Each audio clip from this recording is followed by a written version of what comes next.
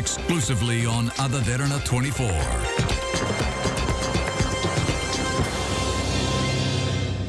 This is Derana 24, celebrating a decade of excellence.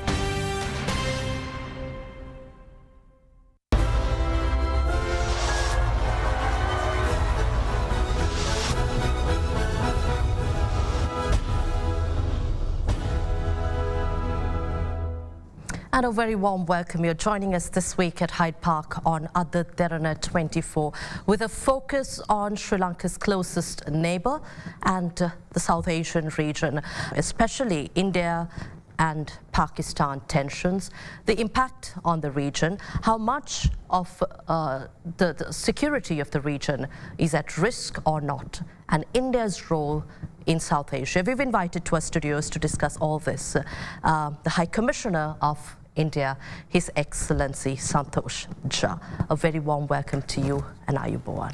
No, thank you. Really a great pleasure to be here. It's really nice to be able to speak to your audience, so thank you for invite. Thank you, High Commissioner. I think we'll just start off with the ongoing situation in the region per se. We understand that a ceasefire has been reached, but there have been continuous statements, especially with your Prime Minister Narendra Modi mentioning last week in a speech that Operation Sindoor against Pakistan is paused and not over. Let's first talk about Operation Sindoor. What instigated Operation Sindoor? Well, you already mentioned that there was a terrorist attack in Pahalgam on 22nd April, but we need to understand what was the nature of this terrorist attack. This was a terrorist attack on innocent tourists going for pleasure trips to this beautiful union territory of Jammu and Kashmir in India.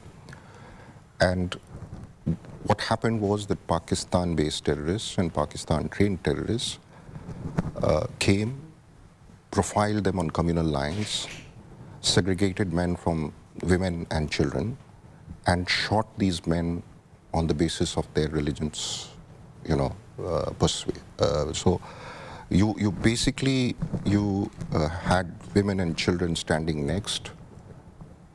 These guys were hitting them on point-blank range, and this horrific sort of barbaric attack that took place is the real thing that people to understand. And terrorists that are doing such attacks and a state that sponsors such terrorists, actually the character, therefore, needs to be understood of that kind of a country which indulges in this kind of an activity. We also need to understand the motives behind it. There was clearly a motive to sow communal discord in India, to create communal tensions within the country, and also to, disrupt the normalcy that had returned to the Union Territory of Jammu and Kashmir over the last 4 or 5 years. And the best reflection of this normalcy is that in 2024 alone, we had 23 million tourists visiting that Union Territory. Today, that business is gone.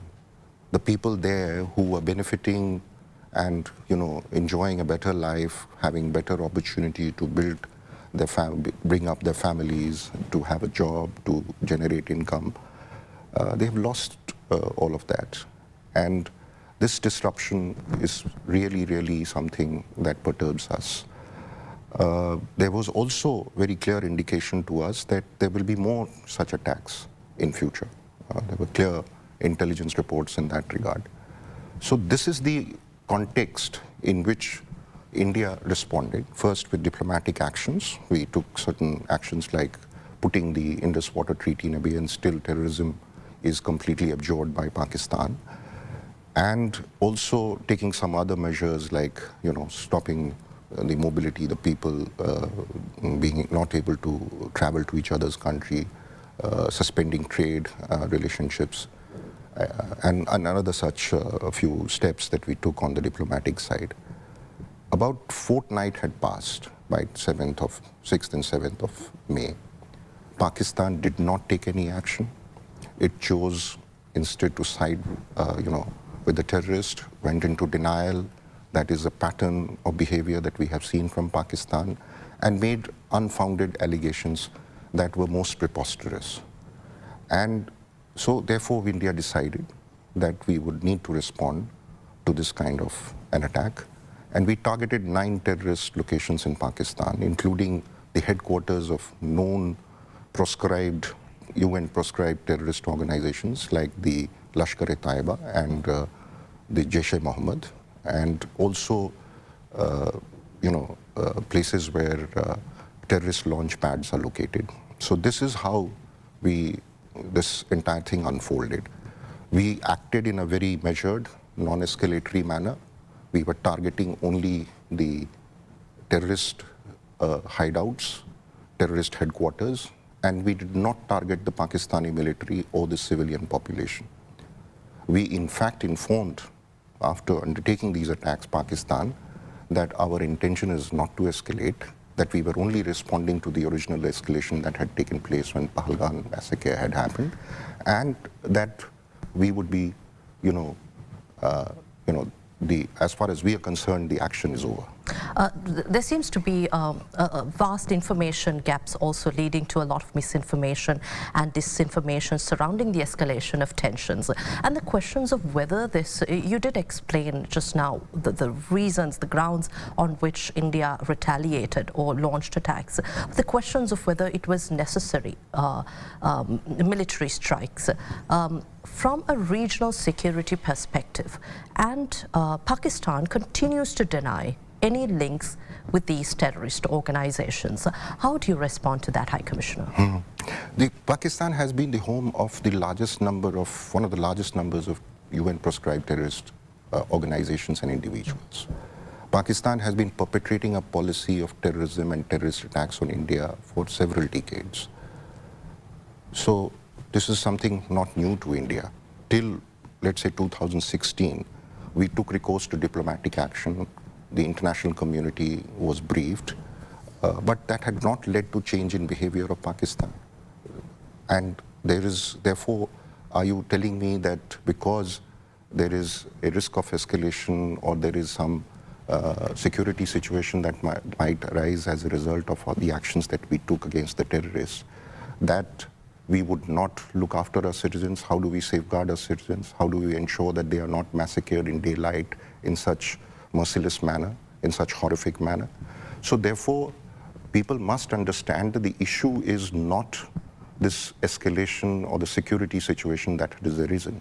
We must go to the root of it.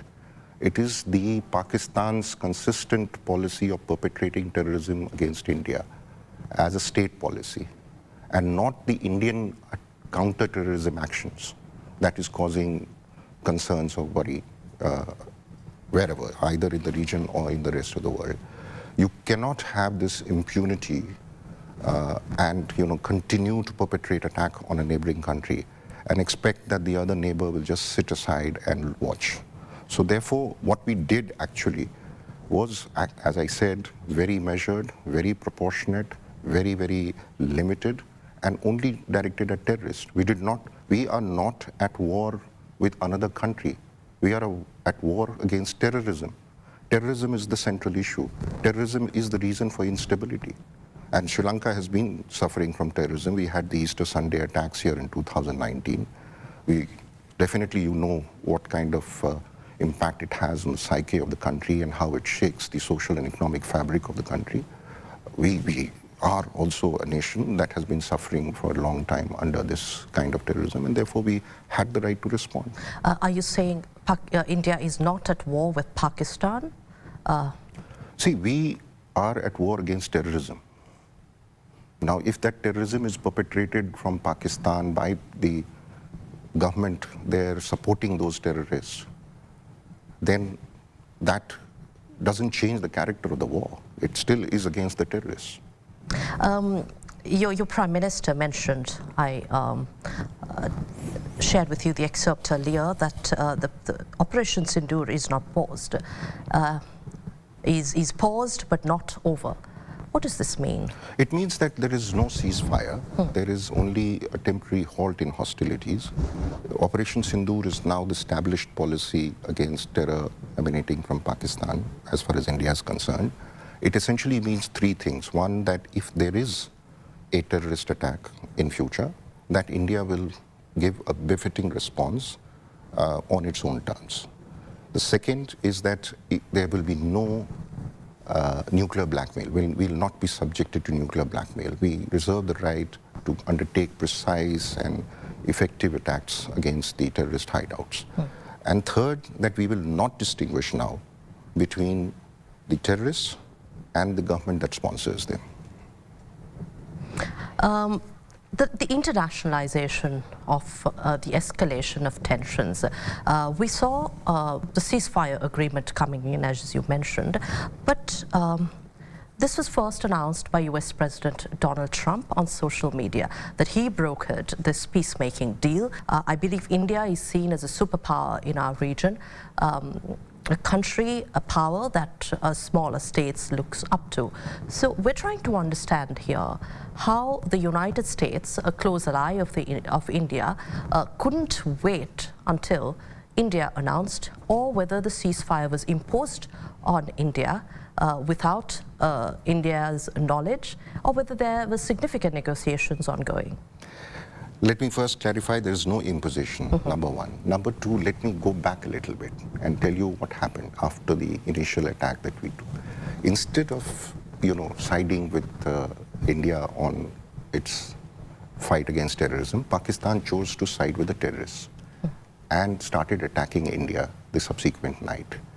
And that's continued. These escalatory and provocative actions went up the ladder continuously over a period of time. India responded again in equal measure in the same domain, but very proportionately and in a restrained manner. But there was a point when the escalation was enhanced to an extent that there was a need for India, because Pakistan was using really provocative actions against us. We therefore, on the 10th morning, struck 13 of their air bases, locations, military locations, as well as, the airstrips, etc. And we did this very effectively. The Pakistan attacks on us had been countered very effectively. It is at this point that the Pakistanis became very nervous and they sought a cessation of hostilities. They called us. We have a hotline between India and Pakistan, the Director General of Military Operations.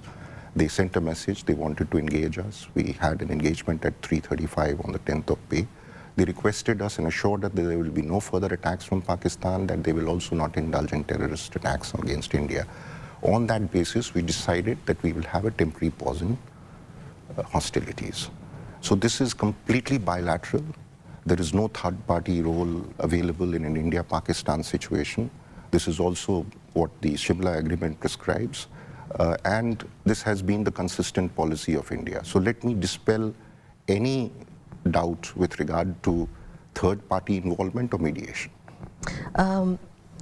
When US President Donald Trump once again said he would want to provide a solution to the long-standing issue between India and Kashmir, if I'm not mistaken, since 1947, India has considered this an internal matter. But I want to go back to the question on internationalization. How does this seem to India, especially when a third party or another major power as the United States is going to be involved in the resources and territories of India and your neighbor? Look, there is no issue on Kashmir. The only issue that exists between India and Pakistan on Kashmir is the return, the vacation of the illegal occupation of Pakistan, of the territory of Jammu and Kashmir that they occupy illegally. There is no other issue in Kashmir. So there is no question of anybody mediating it. There is no question of the third party involvement. There is a bilateral arrangement between India and Pakistan that it must be done bilaterally. So absolutely no question there. We have made it very clear that the only conversation with Pakistan, if ever were to happen, was how does Pakistan stop cross-border terrorism, and when is it going to vacate the illegal occupation of Jammu and Kashmir. Your colleague, your ambassador in Israel, just yesterday during an interview, called for an international coalition against terrorism and an operation that demands Islamabad hand over key terrorists. And the names were mentioned, just like the 26/11 mastermind was handed over to Mumbai, the Mumbai attacks. Nobody was ever handed over. Nobody has ever been handed over by Pakistan to India. When the United States intervened. Yeah, this is Tahabur Rana, who was extradited from United States to India recently. And that's a very legitimate demand. In fact, I must completely agree with what he says in terms of that it is the terrorism that is the issue. Unfortunately, people are talking about worries with regard to escalation, about nuclear flare-up between India and Pakistan. They're talking about the issue of Jammu and Kashmir, etc. But the issue that is central to this problem is terrorism. If we had to respond through the actions that we took place on 7th May, the root of that was in terrorist attacks in Pahalgam. So if the cause is to be looked at, then it is the terrorism that is the root cause of this problem. And people must focus on this, and the international community must come together to condemn terrorism, to stand against terrorism in all its forms and manifestations, and to ensure that a country that harbors terrorists, that perpetrates terrorism on a neighboring country, is therefore then dealt with in a proper manner, that it does not continue to pursue that policy anymore. If we are looking for peace, that is the key to the peace. We cannot just be sitting as bystanders because my terrorists are bad and your terrorists are not that bad. That cannot be the attitude, because one day, this is a global scourge. Everybody will be impacted. At different times, other countries have been impacted. And Pakistan has been a very, very long-standing reputation of exporting terrorism. That has been their principal export over the years. If you look at all the terrorist attacks in the last several decades in the world, just leave India alone. Look at the 9/11 attacks, the London tube bombings, and then several terrorist attacks that have happened in India, the 26 November 2008 Mumbai attacks. Everywhere the fingerprint or the involvement is of Pakistan. It has the largest number, as I said earlier, of the UN-proscribed terrorist organizations and individuals in that country. Why is that so? Is it a normal country? Is it not a rogue state? So we need to understand that here India is dealing with a continuous violation of the usual code of conduct between nations, and particularly between neighboring countries, where relations have to be special, like we have with Sri Lanka. When you say countries should come together to fight terrorism, going back to you mentioned Sri Lanka's situation, Excellency, and Sri Lanka fought a war against terrorism and says Sri Lanka fought against states that had double standards when it came to terrorism as well. What would India's position be here in dealing with countries that are allies of India, but also have links with the terrorist organizations, be it larger powers or smaller nations? I don't know any such country that are allied to us or friendly to us that have links to terrorism. But what you said was very right about double standards. We have been all along saying that we must not have any compromise on the issue of terrorism, that we must not only condemn it, but combat it with all means in our disposal. We need to act against terrorism in all its forms and manifestation, that no form of terrorism can ever be justified. And we have been very steadfast on that. Our track record over the years has been impeccable. There are organizations that deal with issues of terrorism. We have been in the forefront pushing our agenda on terrorism. As you know, India has proposed a UN convention, comprehensive convention on terrorism, that has been lying in the UN for several decades, because guess who is opposed to it and why they are opposed to it. So it's very, very important to remember. You spoke earlier about the evidence that we have. I mean, look who opposed the UNSC when it condemned the Pahalgam attacks, who opposed the deletion of the name of the resistance front that had owned up the responsibility of this attack, which is basically a front of Lashkar-e-Taiba, which is a Pakistan-based terrorist organization also proscribed by the UN. It was Pakistan. Pakistan says no links to this organization. Well, I mean, but the Lashkar-e-Taiba is listed in the UN list as located in Pakistan. The Jaish-e-Mohammed is listed in the UN proscribed list as located in Pakistan. There are hundreds of terrorists that are named in that list located in Pakistan. Exact locations are given. So Pakistan never acts against them. Whenever we have provided evidence or cooperated with investigation, the only thing they have done is to use those evidence to remove the tracks of all the links leading to these elements. And they have made it even more difficult, therefore, to investigate into these attacks over a period of time. So there is no question that Pakistan is involved. Their Defense Minister Khwaja Asif was on Sky News recently in end April, owning up to having backed this kind of activity for many decades. The former Foreign Minister of Pakistan, Bilawal Bhutto, corroborated that. The General Asim Munir, who is the Chief of Army Staff of Pakistan, gave a vitriolic speech calling for communal sort of politics, calling that Hindus and Muslims are two different nations, that the two-nation theory is what they will fight for, and that they will shed their blood for Kashmir, that it is a jugular vein. All kind of this communal vitriol leads up to the fact that Pakistan actually actively supports this, both ideologically, financially, and strategically, as a tool to use against India. When you mentioned about India's operation against terrorism, how can India ensure that you use your diplomatic channels as well as your leverage over our countries in the region to bring the region together to fight terrorism but not destabilize countries in our region? See, again, I would say that destabilizing will happen if one country in the region continues to perpetrate terrorism. It is not us that is responsible for it, the country that is perpetrating terrorism that is responsible for it. So fingers should be pointed at them, they should be made to correct. Having said that, India is just, in fact, dispatched 5 groups of senior MPs and former diplomats who are going to different countries around the world to brief them on what is happened in India and the kind of response that we have provided, and also to brief them on the new doctrine that is called the Operation Sindoor towards, in dealing with terrorism.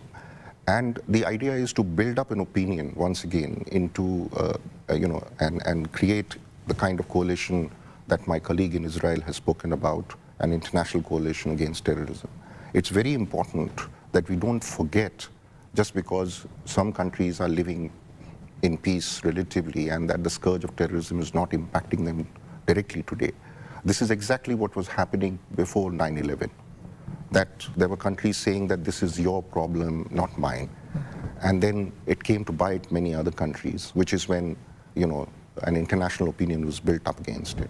So we need to continue to strengthen the organizations that deal with terrorism. There are UN frameworks, there is the Financial Action Task Force, there is the Asia Pacific Group on money laundering and other activities. So there is a lot of existing frameworks, but it is important that we activate the various diplomatic tools and work against this very, very long-standing scourge of terrorism that our region is impacted by. Post-Easter Sunday attacks here in Sri Lanka back in 2019, the conversation surrounding identifying breeding grounds for extremists, terrorists, and the ideologies that are planted and sort of like the seed sowed and spread across lands was discussed. So how do we look at India's commitment here, really, to bringing a concerted effort to bring parties in the region as well to combat terrorism and extremism, not singular to Operation Sindoor or Sri Lanka's situation, but in the interest of regional peace, stability, and ensuring harmony? As I told you, we are part of several UN and global frameworks that deal with terrorism, and we are very committed to working with all countries in the world to deal with not just terrorism, but the extremism that leads to that kind of action and the radicalization that is happening. And there are many frameworks already existing that have been working in this area, and we have been cooperating with those frameworks for several decades now. The trouble is that we need to further strengthen them, activate them even more, and make them more energetic in order to get the kind of response that you are seeking. Unfortunately, this has had no impact on Pakistan, that it has continued to nurture and support and finance and perpetrate and, transfer terrorists across to India as a state policy. And that remains the big problem. How do you deal with it? But not, if there is a solution to it, by now we should have found it.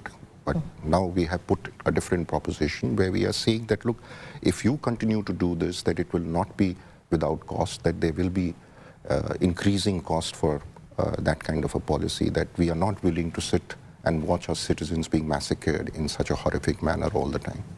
Before we go in for a short break, I'd like to clarify how you see South Asia as a region again, how the situation, the tensions over the Pahalgam attacks are going to shape the region, and what this escalation or de-escalation is going to look like in the future. I don't think we need to exaggerate the impact and this instability, because we are a much larger region. We have a very large population. Much of the even in India, much of the economic activity continues as usual. India is moving on its objective of building its economy even stronger and bigger. We are the 5th largest economy right now. We will be, by the end of this year, before the end of this year, be the 4th largest and soon be the 3rd largest.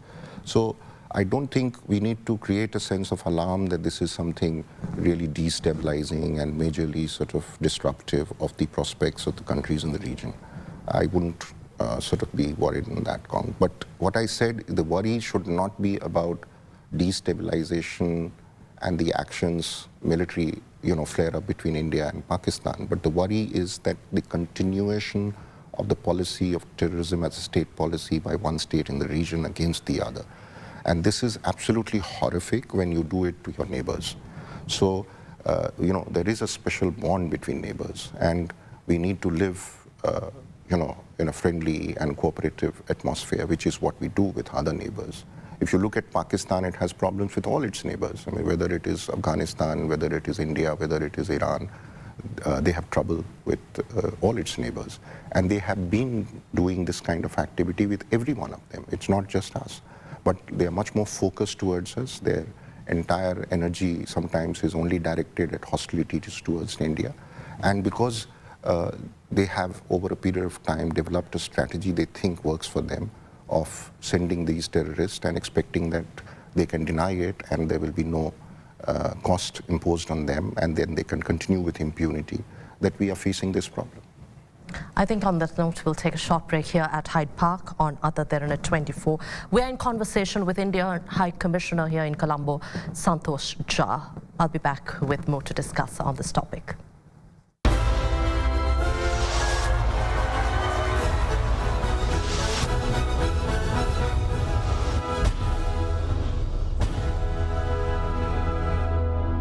Embracing progressive physical, financial and emotional habits. Let's make it a habit. Empowering your progress for a fulfilled life. Union Assurance. Yuneta samaga lowa wata sarisaranga. Sundara Vietnamේ dina 7ක්. Pahalgam supiri නැවක රාත්‍රියක්. ඔබ නුදුටු දනාන් නගරය. ලොව දිගම cable car සවාරිය. මේ දැන්ම කතා කරන්න Yuneta Tours Yakkala විමසීම් 0777 696 754.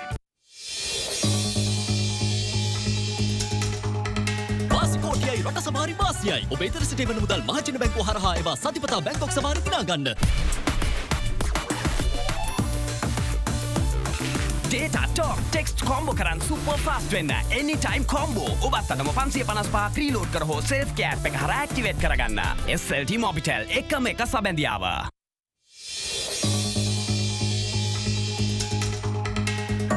Empowering your progress for a fulfilled life. Union Assurance. දෙනේක සෙට්ටු නාම මං එයාට දිනේක චැට් එක දාන අතර ළඟින් තියන් කන එක ටේස්ට් එක එකින් එකට වෙනස් වෙලා එන එක චිල් වෙන හැම තැනකම බයිට් උනා මේක චුටියක මෙන්න මේක දැන් අලුතෙන් එන එක ඒක තමයි මේක හැමෝම අතර ටේස්ට් එක මංචි කොමේක හැම වෙලාවකම හැම තැනකම හැමෝම අතර ටෙස්ට් එක මංචි කොමේක ඒක තමයි මේක try කරන්න අලුත් Munchee කොමේක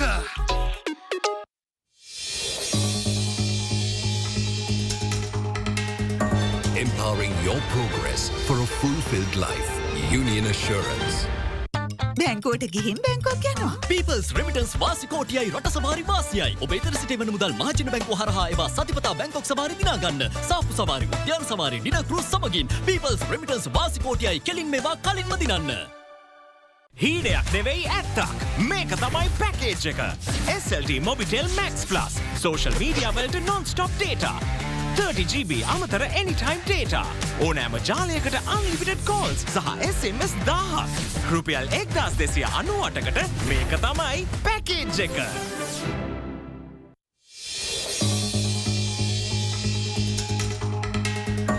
Empowering your progress for a fulfilled life. Union Assurance.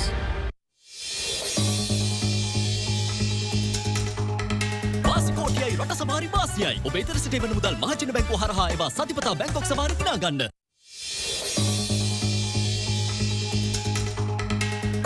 Empowering your progress for a fulfilled life. Union Assurance.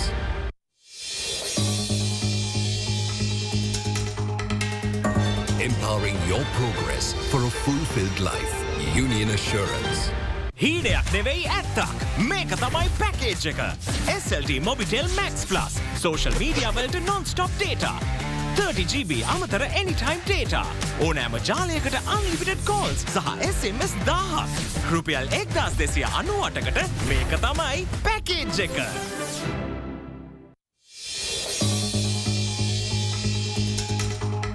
වාසි කෝටියයි රට සවාරි වාසියයි. ඔබ ඉදිරි සිට වෙන මුදල් මහජන බැංකුව හරහා ඒවා සතිපතා බැංකුවක් සවාරි දිනා ගන්න. People's Bank debit card පත් හරහා භාණ්ඩ හා සේවා මිලදීගෙන රුපියල් ලක්ෂ 55කට අධික ගෘහ විදුලි උපකරණ දිනාගත් වාසනාවන්තයෝ. රුපියල් මිලියනයක පළමු ත්‍යාගය මහරගම පදිංචි VRA ගුණසේකර මහත්මිය.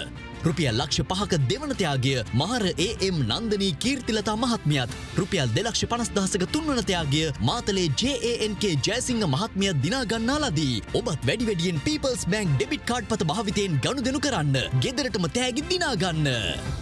ඒක තමයි මේක හැමෝම අතර ටෙස්ට් එක මංචි කොමේක හැම වෙලාවකම හැම තැනකම හැමෝම අතර ටෙස්ට් එක මංචි කොමේක ඒක තමයි මේක try කරන්න අලුත් Munchee කොමේක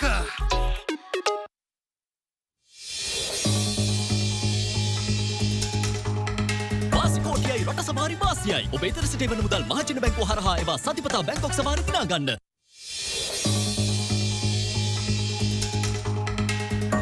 Empowering your progress for a fulfilled life. Union Assurance.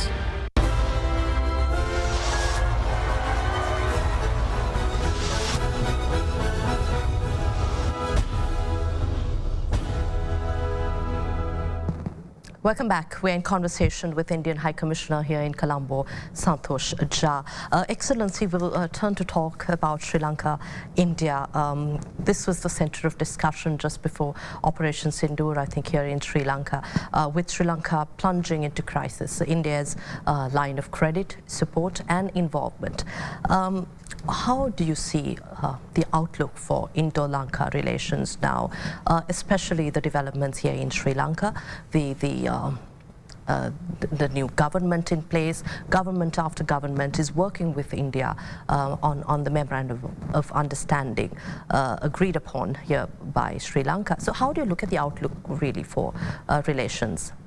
See, it's very easy to say now with the twin visits that we have seen, one by His Excellency the President to India in December 2024, and then the return visit of the Prime Minister to Sri Lanka in April this year, that I don't think we have seen a better phase in India-Sri Lanka ties. Our relations are better than ever before. There is a lot of bilateral content. There is a wide range of activities that we are engaged in bilaterally. The outcome of the visit of the Prime Minister, and before that the joint statement which was issued during the visit of President Sanaike, will give you a sense of the kind of the wide-ranging activities that we are undertaking in through a bilateral engagement. So I would say that the relationship is today excellent. It's mutually beneficial. It's based on mutual respect. There is a very strong sense of good neighborliness. I think India-Sri Lanka relations are a model relationship for all the countries in the region. We basically, if you look at, if I was to describe the elements of the relationship, there are 4 or 5 pillars on which it is working. Connectivity, there is trade and investment, there is energy development, that's a very, very significant element of our partnership. And we have digitization, because that has been something that India has shown how transformative it can be for the lives of the people in India. And with Aadhaar. Aadhaar, exactly, and that can very easily be replicated in Sri Lanka. And this entire gamut of security and defense matters, where as good neighbors we need to work with each other, and our security is interlinked, it's mutually reinforcing, and we must help each other to make this entire region more secure. And I think in all of these areas there has been very significant progress in the last 6 months or so. There is, of course, the basic principles that I say of the relationship, which is that we are not, because we are neighbors, we are so proximate to each other, that our cooperation is not a matter of choice. It is actually the only option available to the two governments. Anything that we do, which is not, which is contrary to cooperation, is going to be equally harmful for both those countries. So it is something that we do not look at the relationship in the short term. We have lived for 5,000 years in the past, and there are many more 1,000 years ahead of us. There is future beckoning us in terms of prosperity and growth. We cannot be prosperous and develop alone. We need to do it together in a shared fashion. So there is a very strong sense of partnership and friendliness between the two countries today. The Prime Minister actually making a speech at the banquet when he came here said that two countries are civilizational twins. And that is probably the best way to describe India and Sri Lanka. Is India content with Sri Lanka's compliance to India's requests for defense and military cooperation, as well as maritime security, concerning India's security as well? It's not a question of satisfaction. I think it is like you're putting a benchmark that we are putting across to you that you must satisfy for us to be happy. I don't think partners work on that basis. Partners work in a cooperative and consultative manner. It is for us to look at each other's concerns and sensitivities and respect that and help the other country, other side with that. And I look at it in that... Is there sufficient respect from the Sri Lankan side? I think there is sufficient respect from Indian side for Sri Lankan concerns, and there is equally, a strong concern from Sri Lanka for Indian concerns. So that is how I will put it. Not in one side asking for something. As I said, security is very interlinked. We are not secure alone. If there is insecurity in Sri Lanka, there is insecurity in India, and if there is insecurity in India, there will be insecurity in Sri Lanka. So that must be understood, and that is the fundamental basis on which we are working. The President was very clear when he went to India and in his many public statements here as well, and it is there in the joint statement as well very explicitly mentioned that neither side will do anything that is inimical to the security interest of the other side, whether it is on land, air or sea. So this encapsulates in a beautiful way the very, very equal partnership that we have in this area.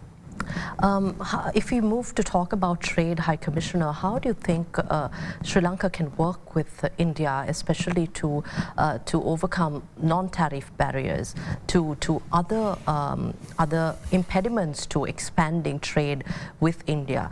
We're talking about this in the backdrop of US reciprocal tariffs. Yes, there's a pause, but this has also given us the window to discuss and enhance regional trade and look closer to Sri Lanka than beyond. You see, there is a very strong sense that I have heard over the years in Sri Lanka that there is a certain impediment to trade with India. I don't think that is the case. there are some issues and they need to be resolved. That is why we are negotiating an economic, technology and cooperation agreement. But that has not progressed so far. I mean, for these 1 year, we haven't had bilateral discussions on this issue. You see, look at a little bit, go back in time and see it in perspective. We signed the FTA with Sri Lanka in 1998. It was the first FTA for India ever, and so was it the first for Sri Lanka. Since then, this has operated for more than 25 years, since 2000. Now, in this period, we've run this agreement. We learned from, certain difficulties that have emerged from this agreement, and it needs some improvement. We have also learned from the experience gained by entering into similar arrangement with other countries. So after 25 years, there is a very, very strong need to update it to meet the current realities, to be able to deal with issues, what you call non-tariff barriers. Can we have harmonization of policies? Can we do standardization, conformity assessment sort of agreements, which allows goods to pass the boundaries of the other without any hindrances? I mean, it's not that there are non-tariff barriers only on the Indian side, there are non-tariff barriers on the Sri Lankan side also. And then there is the element of customs facilitation for trade, making it easier for people to export to each other, better exchange of information. There are a number of things, and also bringing in services trade into it, bringing investment elements into it, because all this is a complete whole. You can't have just goods trade happening and not have services trade and investment. You cannot delink them, because in today's era it's very, very difficult to do that. And to get the optimum advantage out of trade relationship, you need to do that. The other thing I'd mention is that there has been the trade profile of Sri Lanka, the export profile of Sri Lanka hasn't changed in several years. You still, 15 years ago, garments was your biggest foreign exchange earner, it still is. Tourism was your second largest, it still is. Tea was the third largest, still is. So there are more than 5,500 tariff lines on 6 digits that is available to Sri Lanka at zero duty, more or less, except maybe 100, 150 tariff lines. And Sri Lanka has not utilized, it hasn't expanded its production base or widened its export products in that regard, with a view to taking advantage of the Indian market. Now, if you haven't done that and it hasn't brought you those benefits, then that is for something that there has to be a different strategy. I think we also in India haven't changed our export basket significantly, and we are trying to build a manufacturing base with that in view, so that we become not just a manufacturing hub but a big exporting country that we haven't been able to become so far. So if you compare the India's export profile with countries in the Southeast Asia or in East Asia in general, we are a very, very small player in comparative terms, in terms of the size that we have of the economy and the export size that we have at a global level. So that needs to be understood, that we need to do certain things internally. We need to create new potential for export, exploit some of the advantages, identify them and build capacities in those, production capacities in those sectors, and create new opportunities for trade. So we sometimes actually attack the wrong problem, keep talking about the same issue for a very long period of time. And we don't take the steps that are needed to solve those problems. And we also don't do the other set of things which are needed to expand the export basket and create new production capacity. In terms of the trade balance, High Commissioner, Sri Lanka exports about $900 million to India, even with the FTA. But this largely is also a lot of re-exports. How and what products or what ways can Sri Lanka really, what sectors can Sri Lanka utilize to reach the vast Indian market that's just above Sri Lanka? We import about $3 billion from India. However, the concern is non-tariff barriers. You mentioned why this is failing or why there have been impediments, but how can we look at the positive side here to iron out these barriers and investments, to bring in more investments from India? Because the Indian private sector has developed in the last decade or so to a large extent, and Sri Lanka somehow has failed to see a larger engagement here in the country. So there are three parts to your question. One is how do we expand into new areas? And that's something that requires a deeper study. But as I said, there is a wide range of products that's available for Sri Lanka to export to India at zero duty. As far as I know, 99% of the product lines are at zero duty for Sri Lanka. But maybe there are only 10 items that Sri Lanka out of that exports. So therefore, there is a need to expand that base. Now, what are the sectors? I mean, I can easily think of energy as one. And there is a tremendous potential for renewable energy. There is a huge demand for renewable energy, not just in India, but in other parts of the world. And Sri Lanka can clearly generate additional energy resources, surplus energy that it would then export to these countries and generate huge amounts of income. I think even if Sri Lanka was to utilize 5 to 10% of its potential that it has and use it for export, it will be able to become the first foreign exchange earner for the country. There could be areas like mining and value addition of rare earths. There is a significant potential for rare earths in Sri Lanka. There is a potash mountain in Anuradhapura, near Anuradhapura, that has not been exploited. There could be many examples. There could be new products, for example. Sri Lanka's attempt to get into supply chains and value chains in the same way the ASEAN countries have done very well, or the European Union has done very well. The idea to produce everything in one country is now, very antiquated. The best ways in which the successful trading countries have been able to emerge is by becoming part of the value chain, building one piece of the block that goes into the product and contributing to it. Because there the scale is much larger and you can actually become a much bigger exporter of just one component rather than trying to build a product for which there is a limited market. So there are many strategies that we can take. On the question of investment, of course, we need to sit down and negotiate an agreement between us. But more importantly, we are already promoting investments into this country. If you see, in the last 6 to 7 years, India has been the leading foreign investor in Sri Lanka. We have many proposals for investments that are currently being discussed both in the private sector and between the governments, which will increase the extent of investment coming in. In fact, we have stated publicly that the best strategy in our relationship should be to promote investment-led growth rather than credit-based growth, which can cause the kind of difficulties that you suffered from earlier, which creates those debt traps that countries get into.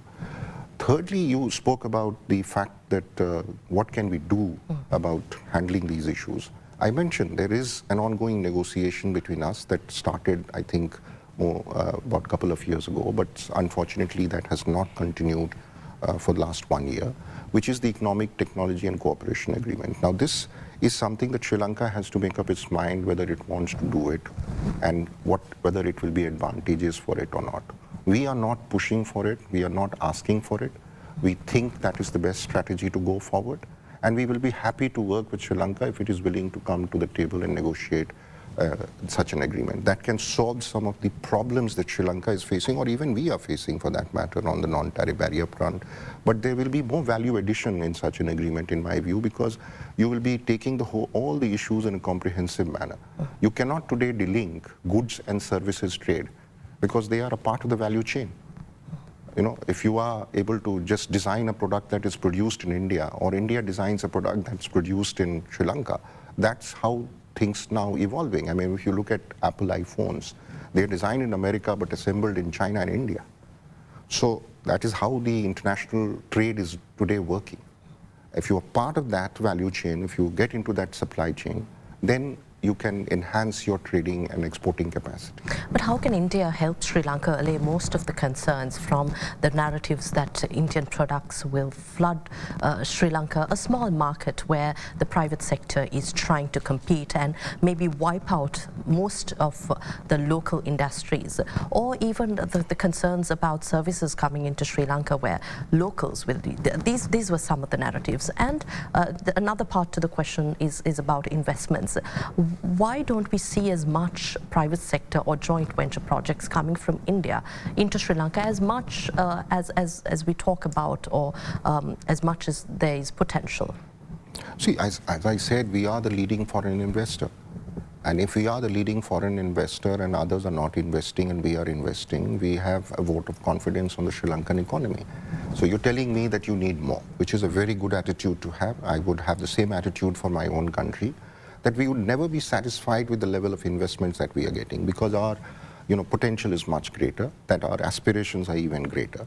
So if that is the way to look at it, it's a very positive one. And if the government of Sri Lanka was to look at it, because investment is a competitive business. I mean, money that is to be invested in a foreign country, there are many options for the investors. And they go to the best place where they can think they get the best returns, and they get a good feel about that country. Now that is something that only Sri Lanka can generate, that sentiment among the interested investors. I think there are a lot of people who are interested. We will have a CII trading delegation, very senior level, 10 top CEOs from India will be traveling to Sri Lanka, hopefully later this year. There are many other trading delegations, in thematic trade delegations, that we are intending to bring, investment and trading delegations. And it is for then Sri Lanka to present what is the potential there and what are the areas they would like them to invest and what are the conditions that exist in this country so that these investors are attracted to it. And that is hard work, let me tell you. That is very, very hard work. If you look at India, we have done a lot of hard work in the last 10 years to improve investment conditions in India. But we still generate only about $50 billion a year.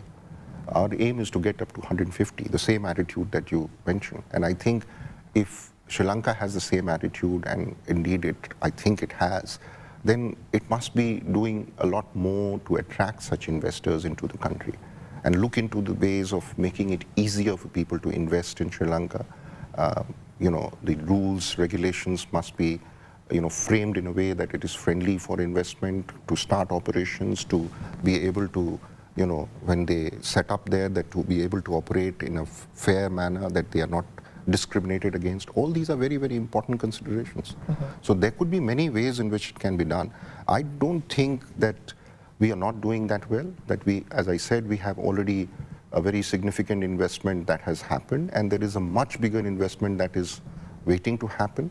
Some of it is already tied up, others will be tied up in the coming days and months. But potential is always higher. I would never be satisfied.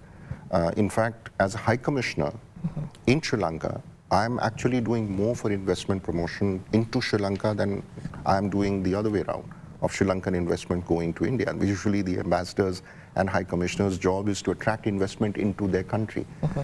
But I tend to be looking at it differently, that we want some of the capacities to be transferred here, and those capacities, if they help Sri Lanka to grow as an economy, it is in our interest. And if that leads to greater exports to India, that is in even greater interest. That is the intent of the FTA.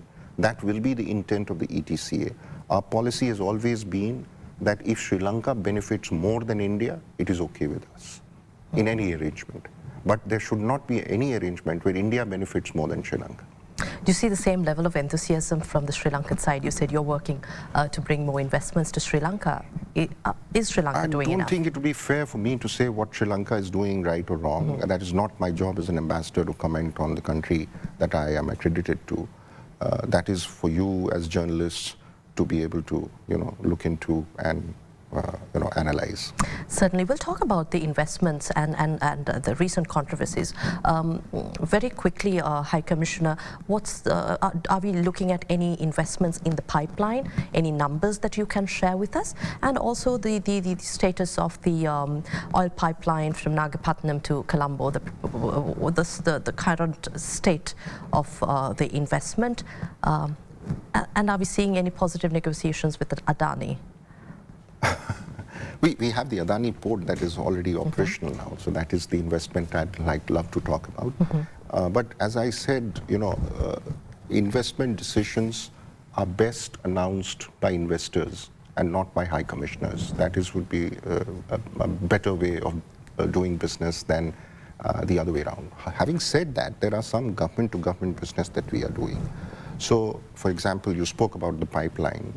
We have an MOU on electricity grid interconnection. All these are going to be investments. They are not lines of credit that will be used to implement the project. We have very clearly stated, and I think Sri Lankan government has also concurred and announced the same strategy, that all of these projects should be investment-based. that it should be coming from outside, from the private or other sources, and should not put any burden on the exchequer of the government or the taxpayer of the country in terms of obligation over a long period of repayments and all that created the kind of difficult situation in Sri Lanka. So these are significant projects. If you look at the MOU on the converting Trincomalee as an energy hub, there are 4 components there. The first one is the pipeline that you spoke about, which is a multi-product two-way pipeline. So it's not that something is coming from India only, but there will be potential for something to be sent from Sri Lanka to India.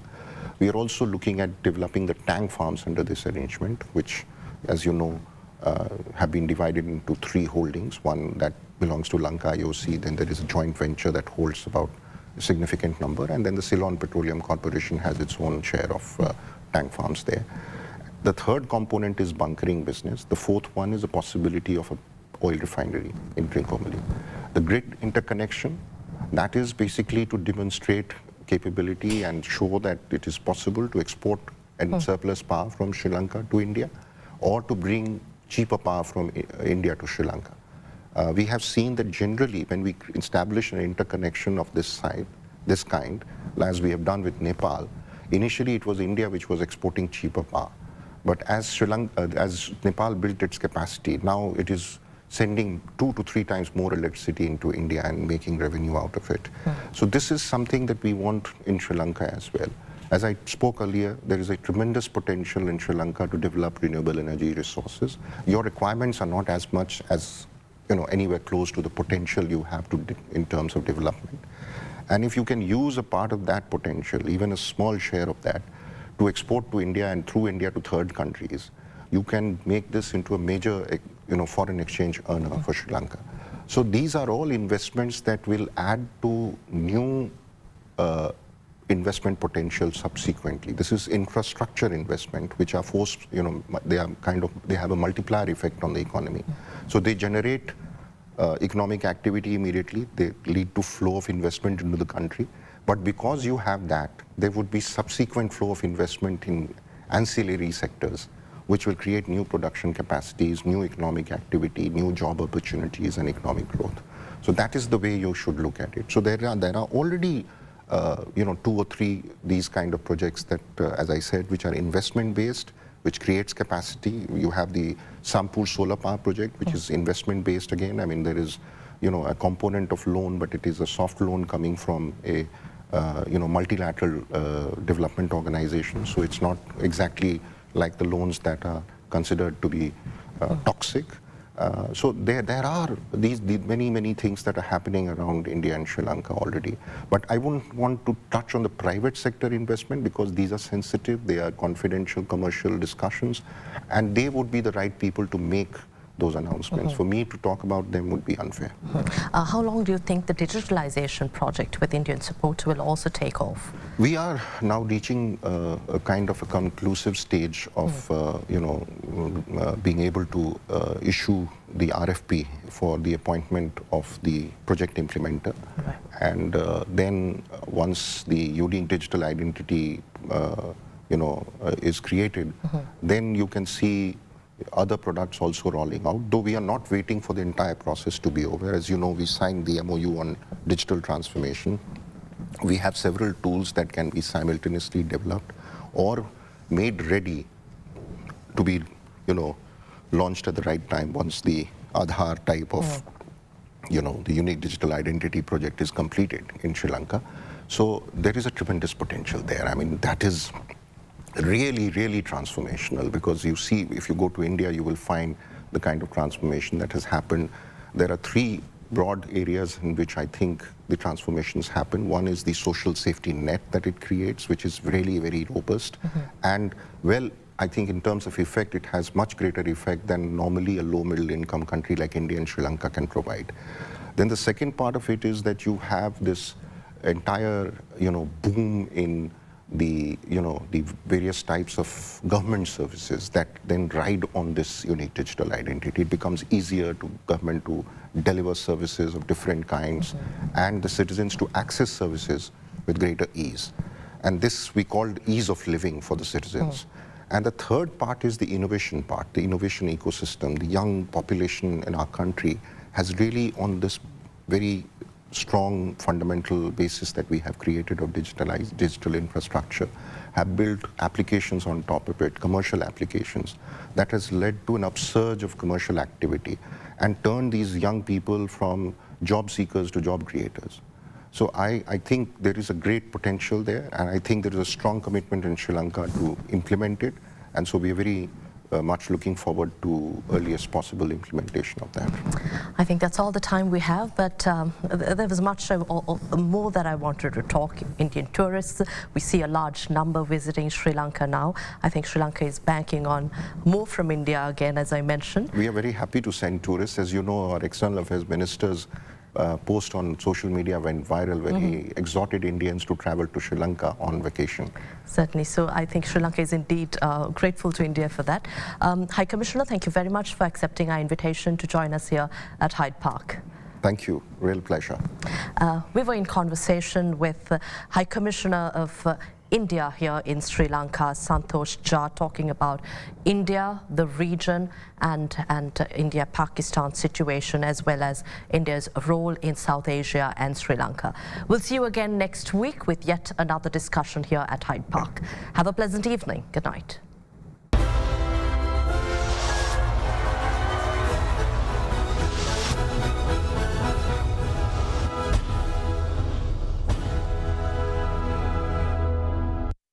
This is Derana 24, celebrating a decade of excellence.